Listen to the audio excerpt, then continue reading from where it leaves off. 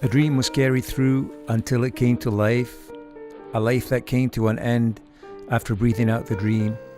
A dream that is now complete and free to be enjoyed by everyone who lends an ear that can appreciate those carefully selected notes, sharps, flats, eighth, and wholes. They will all ring true until the end of an eternity that has no end.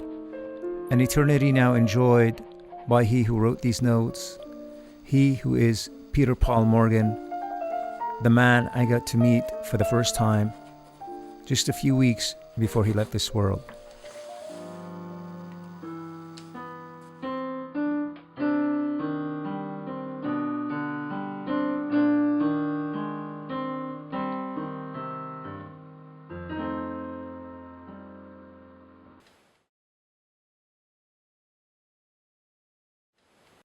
Well, if you want to know where the opera really started, it started at a little store where they sell stuff for fishing, as you can see, in Bronte in 1970. This sign was something I had to walk by every day, but it was more than this. At the bottom of the sign it said, "Minnows soaked in oxygen with a 5-day guarantee." I could not forget that ever. It was in smaller letters, but when we moved up here, the carpenters used the bottom of the sign to fill in the floorboards, so we don't have that. But anyway, we do still have this beautiful sign, so beautifully painted, and it's always going to be memorized. It's in a scene of open house. Worms, frogs, roe crawfish. It's a strange way to start an opera. No, it's a strange way to start an opera. Please. We really had to think about, like many people who write musical stuff, what we were going to call it. And the idea of open house didn't come first. And it has more meaning than real estate, but people, they said, "You're going to write about an honest real estate man?" And they really gasped over that, you know. Ho, ho, ho, ho, ho. I said, well, real estate is what you make it. There's a song in this opera where they say, real estate can be heaven or hell, depends on the folks who buy or sell. Not so much about real estate, but about foster children and relationships. About somebody who can take over someone else's role, not exactly, but quite effectively. In this case, it was a foster child. She was getting at the end of her foster home cycle. She was almost 16 and ready to go out to wherever people do when they're 16. We don't talk about that. But she came home to this new foster home on the very day that the husband was killed in an auto accident.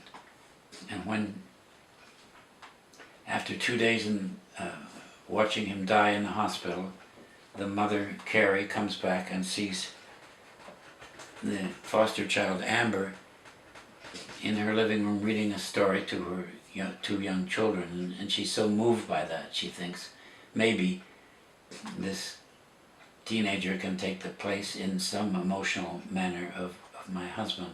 Of course, they hit a lot of hard bumps on the road, but the mother is still focused on the idea of making Amber into something that she wants to see, that she wants to believe in, and Amber is very reluctant to do this, and at the end she leaves, and then she comes back, and then they decide to build the open house. So that's the drama in a nutshell.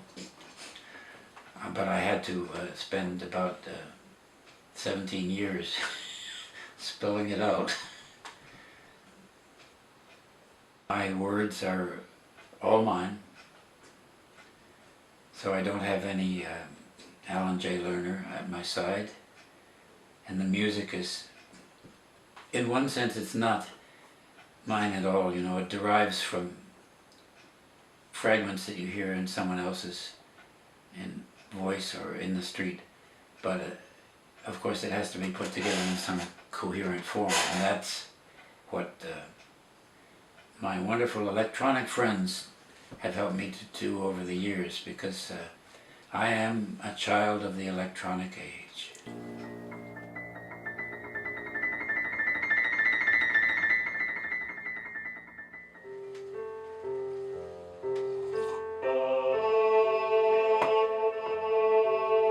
A room with a view, no lock on the door, a shelf full of books and a long list of chores. I rise with the sun and set the stove and fill the house with a sense of love. There's a time and a place for every age. Life's a book with instructions on every page. Now Amber has just come back. She decided not to leave. She's going to come back and she's going to help them build a new house. Well, the kids just don't really know why. She's been temperamental before, but this is the limit. So she's explaining why she's doing this. What you carry on your shoulder is close to your heart.